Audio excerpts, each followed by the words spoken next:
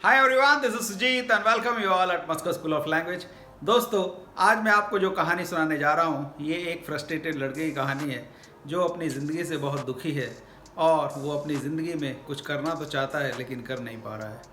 वो नौकरी के लिए जाता है, उसे अच्छी नौकरी नहीं मिल पाती। वो बिज़नेस करने के लिए जाता है लेकिन वो अच्छा बिज़नेस कर नहीं पाता है और थक हार कर वो एक जगह घर में बैठ जाता है। तभी उसका एक दोस्त उसके पास आता है और एक साधु के बारे में बताता है कि वो साधु आपकी परेशानी को ज़रूर दूर कर सकते हैं। वो लड़का ये सुनकर साधु महाराज के पास जाता है और उन्हें अपनी कहानी बताता है। साधु महाराज उसे एक पत्थर देते हैं और बोलते हैं ये पत्थर आप मार्केट में जाओ और सबको दिखाओ और शाम को मेरे पास वापस आओ, लेकिन कंडीशन ये है कि इस पत्थर को बेचना नहीं।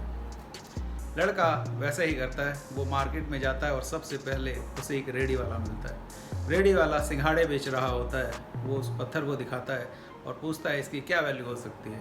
सिंघाड़े वाला कहता है पत्थर तो मुझे ज़रूरत नहीं है, लेकिन फिर भी मैं तुम्हें जो है 10 रुपये इसके दे दूँगा और ये सिंघाड़े भी ले लो मेरे से। लड़का उसको देता नहीं है क्योंकि साधु महाराज ने बोला था कि सेल नहीं करना है।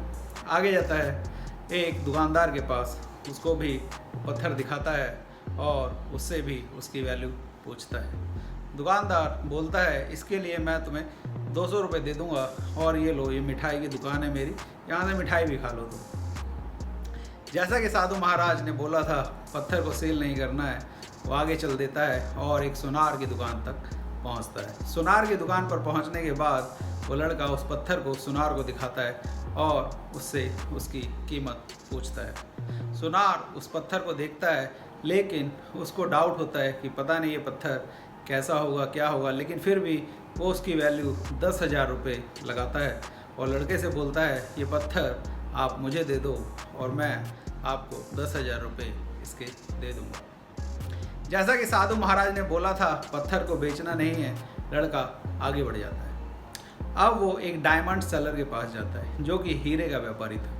जब वो व्यापारी उस पत्थर को देखता है तो देखता का देखता रह जाता है, क्योंकि ऐसा पत्थर उसने अपनी ज़िंदगी में कभी नहीं देखा। वो पत्थर बहुत ही बेशकीमती और अद्भुत था। उस पत्थर के लिए व्यापारी उसको 1 करोड़ रुपया ऑफर करता है। वो कहता है इसके लिए मैं आपको 1 करोड़ रुपया देता हूँ और ये पत्थर मुझे दे दो।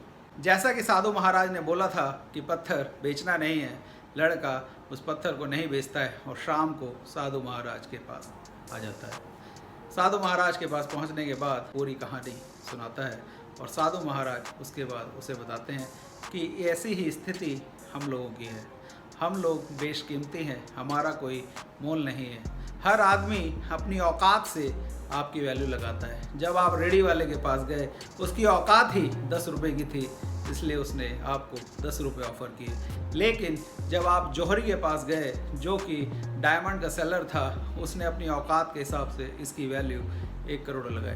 तो मोरल ऑफ द स्टोरी दोस्तों ये है कि फ्रस्ट्रेट नहीं होना है, काम को करते रहना है और सही आदमी को चुनना है। सही आदमी के पास जाना है जो आपको सही गाइडेंस दे सके, जो आपकी वैल्यू आपके अकॉर्डिंग आपको दे सके।